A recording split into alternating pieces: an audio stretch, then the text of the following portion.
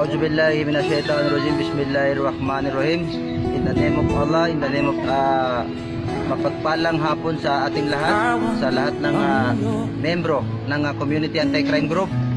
Dito po sa nasasakupan ng buong Metro Manila or dito po sa nationwide na grupo ng Community Anti-Crime Group.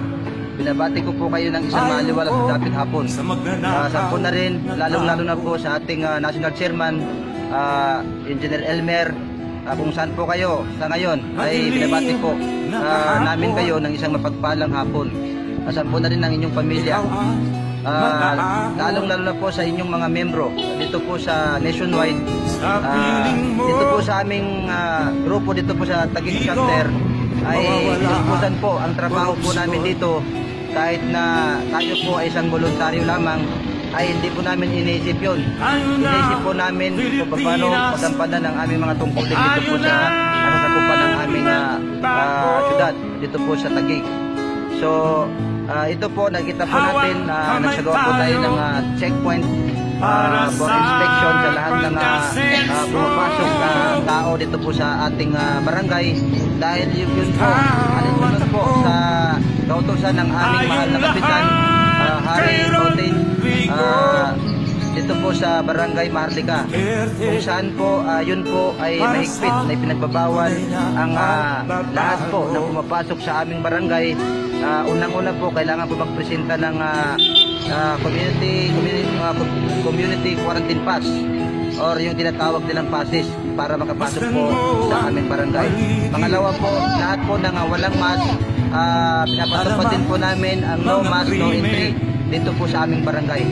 So, God bless to all members of Community Anti-Crime Group dito po sa nationwide na binabati po namin kayo, lahat ng grupo ng Community Anti-Crime Group dito po sa lalawigan ng buong Metro Manila at hindi lang po dito sa provinces na sinasagawa ang tungkulin nila bilang isang miyembro ng Community Anti-Crime Group. So, gusto po namin ipabot sa aming mahal na National Chairman na si Sir Elmer na dito po sa aming barangay ay puspusan po ang aming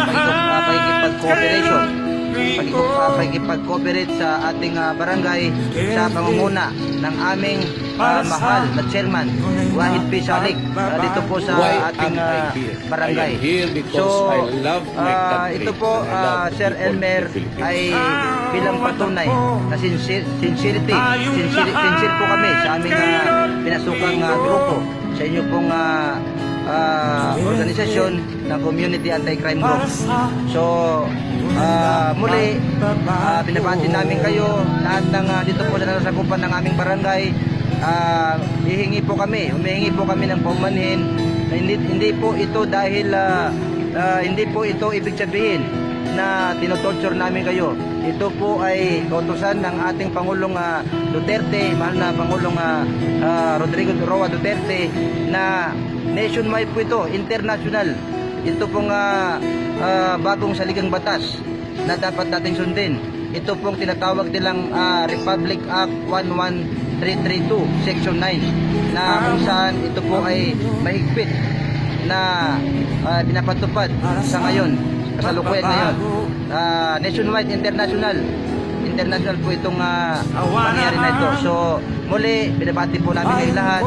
So, yung mga grupo ng Community Anti-Crime Group na ginagampanan nila ang mga tungkulin ay maraming salamat. Huwag po natin isipin ang sahod. Dahil ito po ay dadalhin natin. Ito po ay may lagay sa listahan na tayo po ay isang mga tunay na mga bayani dahil nagtatrabaho po tayo na wala tayong hinihintay na kapalit. So muli, magandang hapon po sa inyong lahat. Wassalamualaikum warahmatullahi ta'ala wabarakatuh.